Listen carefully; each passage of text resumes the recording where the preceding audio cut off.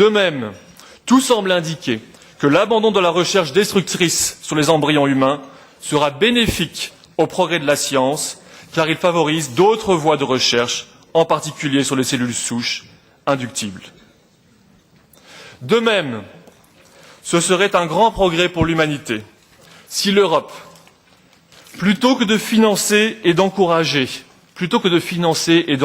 massivement l'avortement, s'engageait dans une véritable politique de développement qui lutte contre les causes de la mortalité maternelle et de l'avortement. Ce n'est pas en finançant l'avortement que l'Europe améliorera la santé maternelle. Au contraire. Si l'Europe veut améliorer la santé maternelle dans les pays pauvres, il faut améliorer les infrastructures médicales, la formation du personnel, l'hygiène ou encore les routes. C'est leur déficience qui cause la mortalité maternelle. Ce n'est pas en faisant de l'accès à l'avortement une priorité que l'on améliorera la santé maternelle. Au contraire, car l'avortement, même dans les pays industriels, est une cause importante de mortalité maternelle.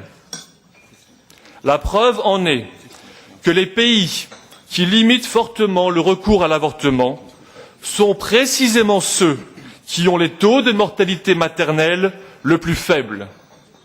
Les exemples du Chili, de l'Irlande ou de la Pologne le prouvent.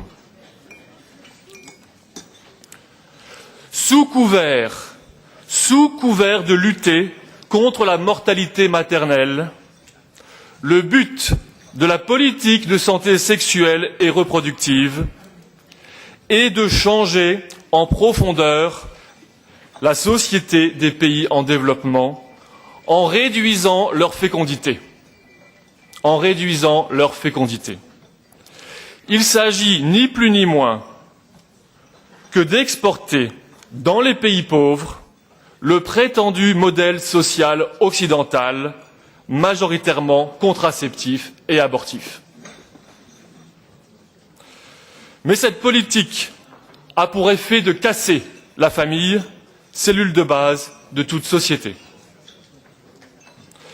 Par le colonialisme, l'Occident a déjà en partie détruit les équilibres sociaux de ses peuples.